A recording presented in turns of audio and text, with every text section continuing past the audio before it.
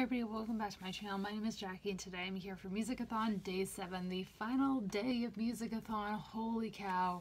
Before we get into the video, I do want to say a quick thank you to anybody who participated in this round of the readathon. I really enjoyed participating in this round. I'm excited to do it again next year, and I hope you guys had a fun time too. Again, I mentioned this in my announcement video as well as my TBR video, but the winner for the giveaway will be announced tomorrow and the week-long vlog I did for the readathon, so stay tuned for that.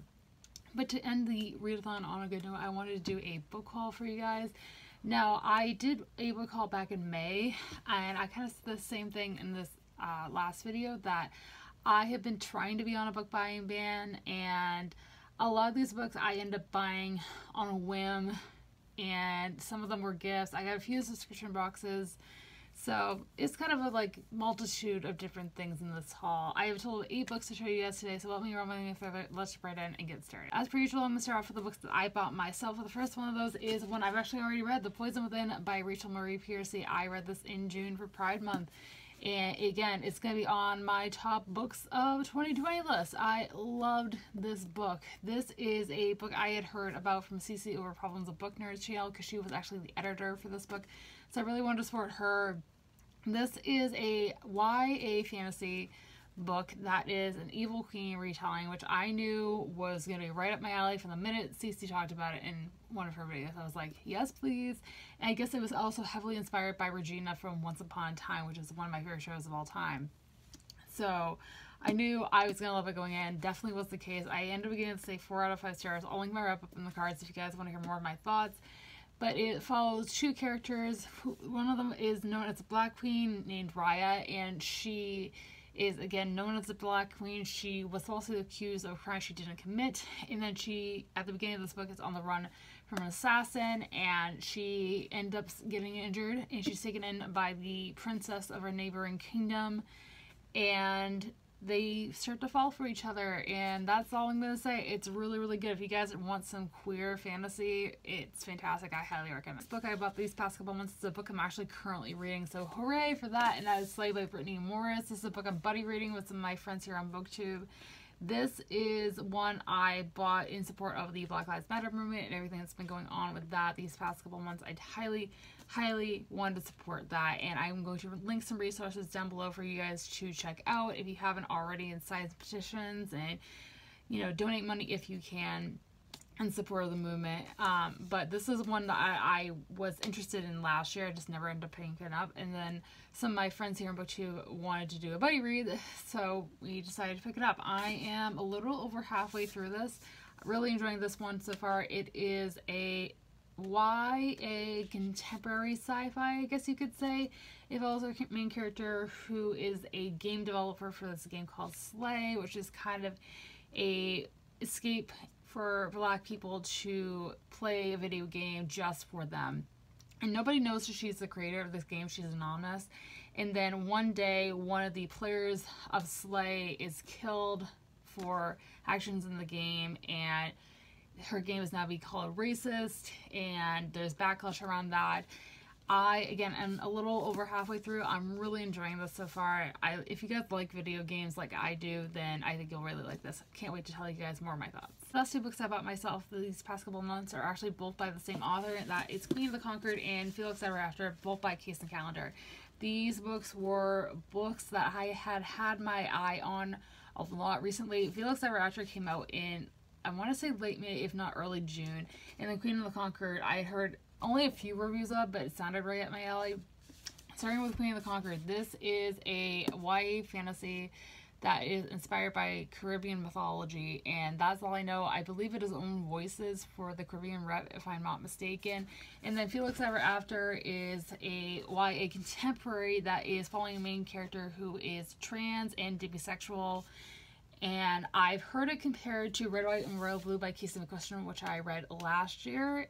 And I wasn't a big fan of that, but again, I've heard nothing but fantastic things about this one especially. And these are both by a non-binary author, which is something I want to explore more of. So I can't wait to read both of them. Looks like After was also the book of the month for chapter by chapter for the month of July. The next book in this haul was actually a gift from my cousin, and that is Once Upon a Time, Red's Untold Tale by Wendy Tolliver. I hope I said that right. This is a little short story, I guess you could say, that is following the main character Red from Once Upon a Time, the TV show. And it's just kind of following her adventures. I love Once Upon a Time. Again, it's one of my favorite shows of all time. And I've explained that many times here on my channel. I love it so much. And there is a couple of books that are in the series. There's this one. I think there's also one following Regina, if I'm not mistaken. I really enjoyed Red's character in the TV series. She is bisexual. So I'm really excited to see if that rep comes into play in the story.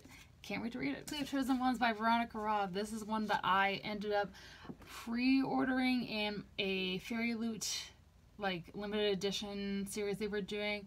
So I ended up getting this in like middle of June, and I was so excited about to finally get in the mail because I love Veronica Roth. I love the Divergent series. I loved it growing up. I don't know if my feelings would change right now if I read it, but I did really enjoy it when I first initially read it. I haven't read Carve the Mark yet, but I plan to in the future. This is another adult sci-fi, and it is following people who were the chosen ones of stories. And then this is following them afterwards, after they have completed their mission and, you know, saved the world and all of that.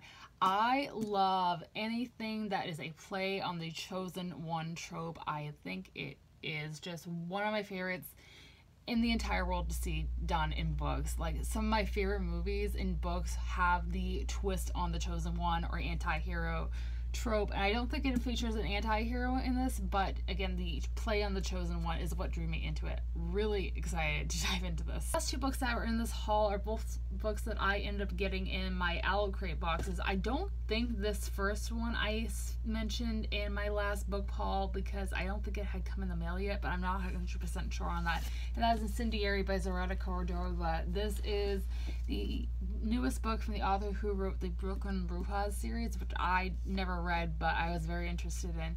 And honestly, I don't know much about this one either. I know it is an urban fantasy.